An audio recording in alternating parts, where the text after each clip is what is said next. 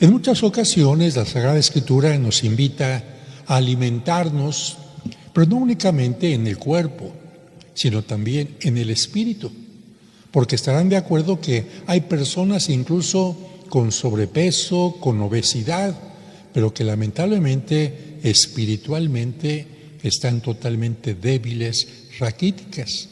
Personas que tienen un cuerpo fuerte, pero caen fácilmente ante la tentación, caen fácilmente ante la delincuencia, siguiendo la delincuencia, o bien caen fácilmente ante cualquier tipo de adicción. Por eso Dios nos invita a alimentarnos también espiritualmente. Las lecturas de hoy, que nos hablan de la multiplicación de los panes y que nos hablan también de parte del profeta a acercarse a Dios para alimentarse de Él, nos hacen pensar en las estadísticas y las imágenes patéticas de la realidad de la pobreza y del hambre en el mundo en que a nosotros nos ha tocado vivir. Es cierto, muchos tenemos quizás el alimento de alguna manera asegurada, pero hay muchas personas que lamentablemente no lo tienen así. Fíjense, un mundo donde 3/4 partes de la población está infraalimentada, es decir, comiendo menos de lo que deberían de comer, y una gran parte de la misma es víctima del hambre. Es decir, no solamente comen poco, sino tienen hambre constantemente, les falta alimento. Y también son víctimas de las enfermedades y la muerte prematura. ¿Por qué? Por falta de alimento. Y también en tiempo de Cristo tenemos que decir, había hambre, pero no solo, como he dicho, de pan físico, sino también de alimento espiritual. Por eso el Evangelio de hoy nos habla de cuánta gente estaba siguiendo a Cristo. Hasta ese momento, Cristo no había dado alimento corporal a nadie. Es decir, Cristo no había realizado una multiplicación de panes y sin embargo, ¿por qué tanta gente lo seguía? Porque la gente está ávida que le digan, ten esperanza, Dios está contigo, ánimo, Dios no te está castigando. Esta situación de pobreza o limitación no es propiciada por Dios, sino es propiciada por el egoísmo humano. ¿Cuánta gente con baja estima a la que le habían dicho, tú no importas, tú no vales, eres un campesino, eres un pescador, eres una gente común y corriente y letrada? Y sin embargo Cristo a cada gente le decía, eres importante, Dios te ama, eres hijo de Dios. ¿Y qué pasa cuando una persona nos trata bien? Cuando una persona nos valora, cuando una persona nos invita a ser mejores. Hagan de cuenta, como la miel, uno se queda pegado a aquella persona. En cambio, con aquellas personas que nos hace sentir mal, uno trata más bien de alejarse, a menos de que tenga un problema psicológico, como aquellas personas que son adictas a quienes les destruyen. Por esta razón, la gente seguía a Cristo buscando su alimento espiritual. Sin embargo, también Cristo se convierte y nos dice que el alimento corporal es importante. Cristo se va a convertir en alimento corporal, pero también se preocupa por el alimento corporal de los demás, porque Él no vino solo a salvar almas, sino a seres humanos completos, con cuerpo y con alma. Ya desde ahora pidamos para que Él nos dé la paz, nos sacie con el pan de vida y nos haga más solidarios con todos los que padecen hambre en este mundo. Y no nos dejemos engañar, especialmente ustedes católicos, por aquellas personas que dicen, tú como católico, preocúpate del alma de la gente, que recen, que sean buenitos, que busquen el cielo, pero no te metas en cuestiones de política, tú laico, ¿Por qué? Porque eso ya no les toca a ustedes, eso ya... A ver, si la palabra política en el sentido correcto significa el bien de la comunidad, ¿cómo ustedes laicos no se van a poder meter en esto? Claro que se deben de meter para que haya justicia, para que no haya mentiras en los gobiernos, para que realmente haya un apoyo a los más necesitados, haya justicia, etcétera. Que los sacerdotes no nos podamos meter en partidos políticos, eso es correcto, pero que ustedes laicos no puedan meterse en una política que haga que la sociedad cambie, por supuesto que esto no es correcto. Ustedes pueden transformar también la sociedad. Lo que ha hecho Jesucristo por la humanidad es expresión de un amor tan fuerte que nada ni nadie podrá deshacerlo. Por eso escuchamos en la carta de San Pablo a los romanos una lista de 7 sufrimientos muy actuales. El hombre de hoy, con estos sufrimientos que asegura el apóstol, no deben separarnos del amor de Cristo. Más bien, todo lo contrario. En nuestros sufrimientos, en los sufrimientos del hombre de hoy, debemos buscar más a Dios. Por eso San Pablo dice: ¿quién podrá separarnos del amor de Cristo? Pero profundicemos un poco más en el Evangelio de hoy. Cuando Jesús se enteró que Herodes había decapitado a Juan el Bautista, buscó un lugar apartado y tranquilo para estar a solas. ¿Por qué? Porque Cristo sabía que Juan el Bautista era enviado por Dios para prepararle el camino. Juan el Bautista nació antes que Cristo, le preparó el camino. Juan el Bautista empezó a predicar a la gente para la conversión antes de Cristo, le preparó el camino a Cristo. Y si ahora Juan el Bautista era martirizado por hablar del bien, ¿qué significa? Le estaba preparando el camino a Cristo, que pronto también tendría que ser martirizado en la cruz. Por esta razón, sabiendo Cristo que se va acercando su momento, quiere irse a un lugar a solas, para irse preparando mentalmente para ese momento difícil en que tendrá que morir por la humanidad.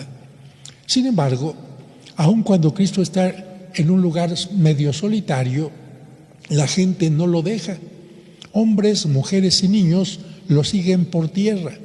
Pobres y enfermos lo buscan. Se acercan a Él y Jesús se compadece de esta muchedumbre tan necesitada. Escucha sus penas, cura sus enfermedades, pero las horas entre una persona y otra, entre un mensaje y otro, van haciendo que las horas pasen y empieza a oscurecer. Los discípulos de Jesús, preocupados por Él que necesita descanso y preocupados también por la gente que no ha comido nada, se acercan a Jesús y le dicen: despide a la gente para que vayan a los caseríos y compren algo de comer. Es cierto, cuando uno está con una persona que le está ayudando a sentirse mejor, ni piensa en comer, ni piensa en comer. A veces a la gente se le pasa el tiempo platicando con esa persona que no ha visto hace mucho tiempo, o bien acompañando a ese enfermito que esté en el hospital y no piensa en comer. Que aquella gente no pensaba en comer, pero los apóstoles, preocupados por aquella gente, dicen: pobres, ya necesitan algo de comer, y le dicen a Jesús: Maestro, estás hablando muy bonito, pero dile a la gente también que se alimente. Y a Jesús, cuando le dicen esto, no le parece lo correcto que les digan: despídenlos. Si la gente está alimentándose tan bien de Cristo, Jesucristo les dice: denles ustedes de comer. Como diciendo: caray, a ver, piensen en lo que estoy haciendo. Yo estoy alimentando a la gente que no únicamente necesita alimento corporal. Ustedes también aprendan desde ahora que cuando encuentren a una gente necesitada de alimento espiritual, háganlo. No se preocupen únicamente de darles alimento. Con esto le estaría diciendo a algunas personas, entre las que podría comenzar los papás: a ver, papá, es cierto, te preocupas todos los días de darle desayuno, comida y cena a tu hijo. ¿Y cuándo le hablas de Dios? No lo llevas a la iglesia, no le hablas de los mandamientos, entonces no le hablas de los valores. Estás alimentando a tu hijo únicamente corporalmente. Cristo te está diciendo en este momento, denles ustedes de comer.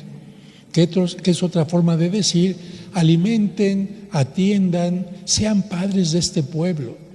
Sin entender, claro, lo que Jesús intenta decirles, los apóstoles creen que se refiere solo a lo material y le dicen, ¿cómo los vamos a alimentar si no tenemos aquí más que 5 panes y 2 pescados? A los apóstoles eso les parece muy poco. Entonces Jesús, para enseñar que nunca es poco lo que se puede hacer o dar por los demás, pide que se los lleven. Tráiganme esos panes y esos peces. Al ver los panes y los pescados, Jesús no hace ningún comentario sobre la poca cantidad o la calidad de estos. Los toma en sus manos, pronuncia la bendición, parte el pan, lo empieza a partir y se lo da a sus discípulos para que lo distribuyan. Es aquí donde se da el milagro de la multiplicación, un milagro que consiste en poner en las manos de Jesús lo poco que se tiene para que Él lo multiplique a favor del pueblo. El milagro no está tanto en la multiplicación del pan, sino en el compartir, por poco que parezca, lo que tenemos, en formar un pueblo de una muchedumbre dispersa. Jesús no aparece panes y pescados de la nada. Quiere que el hombre haga su parte para que Dios haga también su parte. ¿Cuánta gente había? 5,000 personas. Pero ahí entre esa gente hay un joven que dice, Señor, yo tengo esto. Fíjense, ahí hay un milagro importante. Alguien, en lugar de decir, me voy a la esquinita junto a aquel árbol y me zampo, me como lo mío, aquel joven, ya escuchando lo que Cristo ha dicho, de que no es tan importante alimentarse uno solo, sino también compartir la vida, entendió, y el milagro de la predicación de Cristo empieza en ese joven que saca aquellos panes y aquellos peces y ahí empieza a cambiar todo. Hay alguna gente que piensa que en aquel momento pudo pasar algo también como lo siguiente. Viendo lo que había hecho aquel joven, también una señora dijo, yo también traigo algo. Y dijo, Jesús, aquí está lo mío. Y otra persona dijo, yo también traigo. Jesús, aquí está lo mío. Y cada quien de los que tenían escondidas sus cosas, empezaron a sacar y alcanzó para todos. Porque así sucede, ¿eh? A veces la gente es cerradísima en la forma o en el deseo de compartir. Yo me acuerdo cuando recién llegué a México de Europa, me invitaban de un colegio, como se decía antes, muy popis, muy pipiris nice, el colegio Miraflores, donde van niñas muy bien, así se dice. Me invitaban a que les diera un retiro, porque las religiosas que administran este colegio decían, pues muchas de estas niñas tienen muchos recursos materiales, pero les falta una parte espiritual. Y en uno de los retiros, la terapia, la dinámica, mejor dicho, era esta. Cada quien llevaba su lonchera con sus alimentos, En la casa les había preparado la mamá, raramente, más bien el personal de servicio, su lonchera con jamón canadiense, con quién sabe cuánta cosa. Y a la mitad del retiro era, muy bien, pongan toda su comida, por favor, todos aquí en estas mesas largas. Y ahora cada quien va a comer de lo que otra niña trajo. ¿No se imaginan? En ese momento había niñas que decían, yo no voy a compartir lo que traje. ¿Por qué me voy a comer lo de otra niña? Que así de, perdón por la palabra, de sangronas, de egoístas, acostumbradas estas niñas. Y claro, después de escuchar la palabra de Dios y hacer oración y todo, como a muy regañadientes, permitían comer lo de otra gente o que alguien se comiera lo que le habían preparado especialmente. Pero después, ya al terminar el retiro, cuando tenían que hablar, pues muchas reconocían que habían estado equivocadas, algunas no, pero la mayoría reconocía que había sido un momento muy hermoso el compartir. Creo que ese es el milagro más importante, el que Dios permita que un corazón egoísta sea capaz de compartir con los demás lo que tiene. Precisamente por eso Cristo no quiere gente pobre, porque la gente de repente dice, ay, los cristianos tienen que ser católicos sin dinero, pobres, humildes, renunciar a todo. No, lo que Dios quiere es que todos seamos ricos, pero lo que tenemos de riqueza lo compartamos con lo demás, que no tengamos únicamente para nosotros, sino que lo compartamos. Por eso Dios bendeciría a las empresas que dan trabajo, alimento, oportunidades a las personas. En cambio, en un país donde no hay empresas, ¿cómo va a haber trabajo? ¿Cómo va a haber alimento? Por supuesto, una empresa hace crecer a un país y también, cuando es honesta y justa la empresa, ayuda a que los trabajadores crezcan. Cristo no quiere partir de la nada para construir el reino. Por eso dice, a ver, si yo voy a hacer un milagro, hagan ustedes su parte. ¿Qué hay? Poquito pan, poquito pescado, no importa. Por muy poquito que sea, hagan lo que está de su parte. Exactamente igual como lo hizo en las bodas de Caná, donde se acabó el vino. Cristo no apareció nada más el vino así, pum, dijo, hagan lo que les toca, llenen las tinajas con agua y yo voy a hacer lo que está de mi parte, pero nada de que ustedes no hacen nada, pongan su esfuerzo y yo pongo el mío. Por eso el canto dice, es muy poco, Señor, lo que yo puedo dar, es muy poco lo que puedo dar. Y después dice, tu palabra, tu acción es la que cambia las cosas. Aunque le digamos a Dios, lo que tengo es muy poco, es que yo no sé, es que me da pena.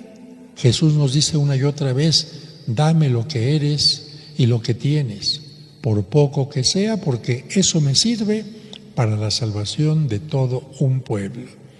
Y ante la enseñanza de Dios, hoy podríamos preguntarnos, ¿cómo reacciono ante el mandato de Jesús que me dice, dales de comer? ¿Cómo doy de comer a mis hijos, a mis amigos, a mis empleados? ¿Cuáles son los 5 panes y 2 pescados que el Señor me pide hoy poner en sus manos?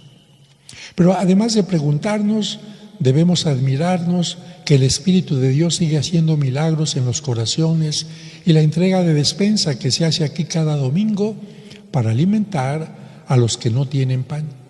Es un signo claro de que Jesús sigue haciendo milagros en nuestro tiempo. De repente vemos que se acerca un niño y dice, Padre, yo nada más traje un sobrecito de atole. No es poquito. Padre, yo traje un paquete de sopita. No es poquito. Padre, yo traje un huevo. No es poquito. De tal manera que con lo que va dando cada quien, cada mes podemos mandar un camioncito a gente que tiene hambre. No que tiene ganas de comer, no, que tiene hambre. Y esto evidentemente lo hacemos en el nombre de Jesús y Él es el que hace que tengamos generosidad en el corazón. ¿Cuántos de nosotros hemos tenido momentos difíciles, momentos de retos, pérdidas de seres queridos, enfermedades que de repente nos cambian la vida? Y esta situación hace que nuestra mente empiece a trabajar en una forma equivocada, negativa, nos deprimimos, nos sentimos mal, perdemos el sentido de la vida y muchas cosas más. Y precisamente para dar una respuesta a esto, las lecturas de hoy nos enseñan a poner nuestra atención en Dios y no en las fuerzas que nos amenazan. Es decir, dar prioridad a pensamientos positivos que a pensamientos negativos. En la primera lectura, el profeta Elías, siendo un hombre de oración, subió al monte Carmelo para orar y no se dejó confundir por la fuerza del huracán, ni por la del fuego, ni por la del terremoto. Más bien, ¿en qué descubrió a Dios? ¿En el fuego? No. ¿En el terremoto? No. ¿En el huracán? No. El profeta descubrió a Dios en una tenue brisa. Esta lectura es una llamada de atención para quienes quieren encontrar a Dios en cosas demasiado extrañas o llamativas y no abren sus ojos o sus oídos para encontrarlo en las cosas más sencillas que se nos presentan todos los días. Incluso hay quienes quieren que Dios se les aparezca entre truenos, rayos o luces, cuando la pedagogía de Dios puede ser totalmente contraria, en lo más sencillo, para los corazones humildes y sencillos. Por ejemplo, en lugar de tantas luces y truenos, ¿por qué no pones tu mano en tu corazón y sientes cómo está palpitando? Cómo esa palpitación hace que vaya corriendo la sangre por todas tus venas, todas tus arterias y tengas el don de la vida. No, queremos verlo en cosas totalmente extrañas y raras. La primera pregunta, por lo tanto, que nos podríamos hacer hoy es: ¿trato de buscar y encontrar a Dios en las cosas más sencillas? Y también otra pregunta: ¿en qué cosas sencillas lo he encontrado?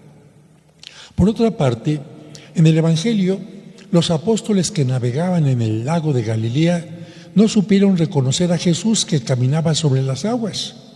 ¿Por qué les costaba tanto entender eso si Jesús había hecho ese mismo día, esa misma mañana, el milagro de la multiplicación del pan y los peces? Apenas habían pasado unas cuantas horas y ya habían olvidado el poder de Jesús. Así también le pasa a mucha gente. Han sido beneficiados y bendecidos constantemente por Dios, pero eso se les olvida en un momento. Apenas aparece un momento difícil o una prueba, se les olvidan todas las bendiciones que han recibido y hasta le reclaman a Dios diciéndole que por qué los ha olvidado, cuando en realidad son ellos, somos nosotros los que olvidamos todos los beneficios que hemos recibido. La falta de confianza en Jesús y olvidar que Él nos acompaña provoca una vida llena de miedos. Y la diferencia entre tener miedo o confianza sale a relucir en las actitudes que tenemos ante la vida. Un ejemplo de esto lo acabamos de escuchar en el Evangelio. Pedro demostró una gran fe, una gran confianza cuando bajó de la barca para caminar sobre el agua hacia Jesús, y lo estaba haciendo bien. Estaba caminando sobre el agua. Tenía puesta la mirada y la confianza en Jesús, pero después comenzó a hundirse. ¿Qué le pasó a Pedro? Cuando sintió la fuerza de las olas y el azote del viento, puso más atención en las fuerzas de la naturaleza, en su propia incapacidad ante las olas, que quitó la mirada en Jesús, y eso hizo que se empezara a hundir. ¿Por qué empezó a caminar? Porque tenía la mirada puesta en Jesús. ¿Por qué empezó a hundirse? Porque puso más atención en las fuerzas negativas. Solo hasta que volvió a confiar en Jesús pudo ser rescatado de las aguas. De tal manera que, aunque en algún momento de nuestra vida nosotros dejemos de confiar en Jesús, si volvemos a poner nuestra atención en Él, Él, como lo hizo con Pedro, nos levanta, nos rescata. Tanto Jesús como las olas son realidad, las dos cosas. Pero Jesús es la realidad suprema. Y Pedro olvidó la realidad suprema, que es Jesús, y se encerró en una realidad secundaria, la tempestad. Miró a la criatura y se olvidó del Creador. Se le olvidó que por encima del viento y las olas está Dios, el Creador de todo. ¿Cómo podemos evitar ese error? Con la oración. De hecho, aunque haya sido en una forma rápida y de última hora, Pedro oró cuando dijo: Señor, sálvame. Esa sencilla frase es una oración. Decirle a Dios: ayúdame, sálvame, te necesito, me siento débil, son formas sencillas de orar, y aunque no lo parezca, tienen efectos que pueden sorprendernos. Simplemente saber que no estamos solos y que contamos con alguien en los momentos difíciles nos hace más ligera la carga y el momento. Incluso ayuda a aminorar la angustia o el estrés. Y les recuerdo que la oración no consiste simplemente en repetir oraciones ya hechas, sino entender que orar es hablar, platicar con Dios, poner en sus manos nuestras alegrías, proyectos, miedos, preocupaciones, angustias, incertidumbres, decepciones, pérdidas o tristezas. Para saber cómo actuar en cada caso, es necesario ser personas de oración, como lo eran el profeta Elías y Jesucristo, quien estaba largo tiempo a solas con su Padre. El Evangelio nos dice por qué Cristo caminó sobre las aguas. Por capricho no, porque después de la multiplicación envió a los apóstoles ya al otro lado del lago y Él se quedó haciendo oración. ¿Cuánto tiempo? Mucho tiempo. Y como ya no había ninguna barca para poder regresar en ella, si no lo hubiera hecho Jesús en una barca, Él caminó sobre el agua, pero había pasado largo tiempo en oración. Por eso, solo quien habla, conversa, platica mucho con una persona, puede conocerla. Pues lo mismo sucede con Dios. Solo quien ora, conoce a Dios. A veces no comprendemos lo que Dios hace, pero su sabiduría es maravillosa. Por ejemplo, en lo que menciona el Evangelio, Jesús permitió que los discípulos lucharan toda la noche contra la tempestad. Esto nos enseña que hay que luchar como soldados disciplinados y obedientes bajo las órdenes de su capitán, porque saben que pueden confiar en él. El cristiano no ignora las dificultades reales, más bien las enfrenta, pero sometiéndose en cada paso a la guía del Señor. Y antes de continuar con la reflexión de por qué Dios permitió que los apóstoles lucharan toda la noche, les recuerdo la historia de aquel hombre que vivía en una caverna. Un día, cuando salió de la caverna, vio que muy cerca de la entrada estaba una inmensa roca mucho más grande que su tamaño, con un letrero que decía: empuja la roca, firma Dios. A partir de aquel día, el hombre todos los días empujaba por varias horas la roca, pero la roca no se movía ni un solo milímetro. Así pasaron varios días, semanas e incluso algunos meses. Así que el hombre salía de la caverna, veía la roca y le empezaba a empujar muchos días, hasta que un día se le presentó el maligno y comenzó a burlarse de él, diciéndole que era un tonto por obedecer a Dios. Le dijo: Dios se está burlando de ti, te pide algo imposible y tú, como tonto, le obedeces. De verdad que eres muy tonto. Cuando el maligno se retiró, el hombre se quedó muy molesto contra Dios, pero después de unas cuantas horas, Dios se le apareció y le preguntó: ¿por qué estás enojado? Y el hombre le respondió enfurecido: porque te has estado burlando de mí, porque me has tomado como un tonto pidiéndome cosas absurdas. Sin embargo, antes de que pudiera continuar, Dios le interrumpió con una pregunta: ¿por qué dices que es absurdo lo que te pedí? El hombre respondió: porque por más que he empujado la enorme roca, no la he podido mover ni un solo milímetro. En ese momento, Dios le hizo una pregunta: ¿cómo estaban tu espalda, tus piernas y tus brazos antes de que empezaras a empujar la roca, y cómo están hoy?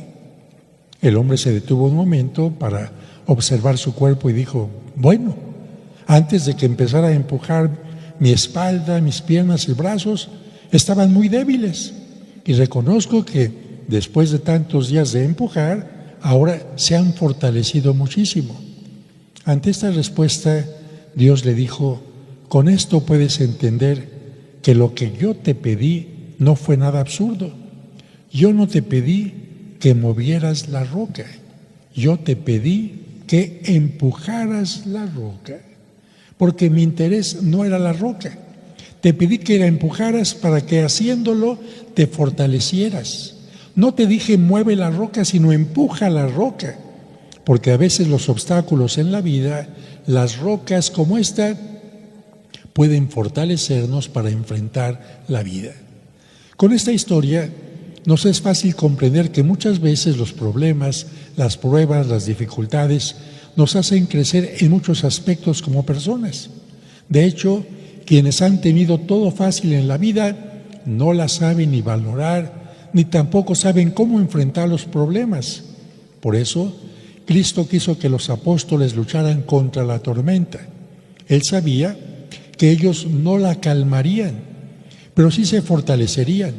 Y cuando llegó el momento, Él calmó la tempestad. El Señor, para terminar, nos enseñará cómo resolver los problemas. Nos dará la gracia para poder llevar nuestra cruz, pero también nos invita a fortalecernos para que hagamos lo que está de nuestra parte. Este es el ejemplo que nos da San Pablo en la segunda lectura.